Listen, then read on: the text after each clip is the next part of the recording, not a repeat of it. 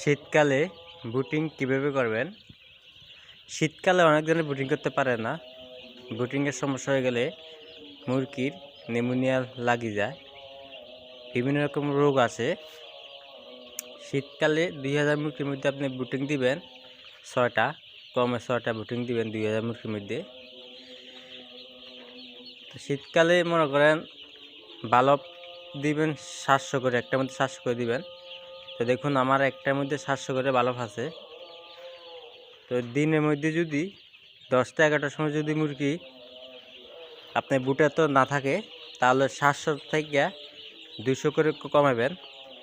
200 পরেও যদি মুরগি না থাকে তাহলে 100 কমাবেন। 100 পরেও যদি মুরগি না থাকে তাহলে আরও 100 কমাবেন। বুটার কখনো আলগে দিবেন না। বুটার যেভাবে আছে এইভাবে রাখার চেষ্টা করবেন, কিন্তু বাল্বগুলা খুলে কমাবেন। শীতকালে মুরগি পালতে অনেক কষ্ট আছে। শীতকালে আসলে আমরা যারা নতুন খামার দিচ্ছি, আমরা আসলে শীতকালে সঠিক নিয়মে মুরগি পালতে পারি না, বুটিংয়ের সমস্যা করলেই। তাই বুটিংয়ের সমস্যা করলে তাহলে বুটের নিউমোনিয়া চলে আসবে। সঠিক নিয়মে বুটিং করতে হবে, তাহলে আপনি লাভবান করতে পারবেন। আর বুটিং যদি এলোমেলো হয়ে যায় তাহলে কখনো লাভবান করতে পারবেন না। ভিডিওটা শেয়ার করে দিবেন, জন আরেকটা ভাই শিখতে পারে শীতকালে বুটিং কীভাবে করবে। এটা অনুরোধ আমার কাছে, আপনার সামনে যদি ভিডিওটা যায় থাকে। তো দেখুন আমার মুরগিগুলা বুটার তলে কীভাবে গাজাগাজি করে রাখছে। তো আমি বাল্ব বাড়াই দিছি, বাল্ব বাড়াইছি। আপনার দিনের বেলা বাল্ব কমাই দিব, যেহেতু এখন রাত্রেবেলা বাল্ব বাড়াই দিছি। তো সকালে বড়ি উঠে মুরগির পানি দিয়ে লাইছি।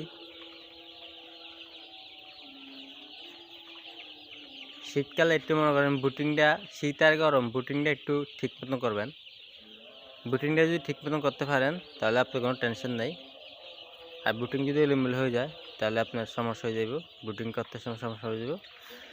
বাল্বের তাপগুলা ঠিক মতো তাপ দিবেন।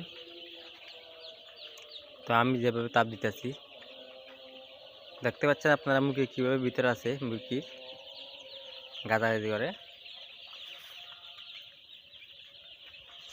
আমি একটু দেখাই আপনাদেরকে, দেখুন এভাবে যদি মুরগি থাকে তাহলে কি করবেন, বাল্ব বাড়াইতে হবে, বুটের এমনি থাকতে হবে। আর যদি মুরগি কমে যায় তাহলে কি করবেন, বাল্ব কমাই দিবেন।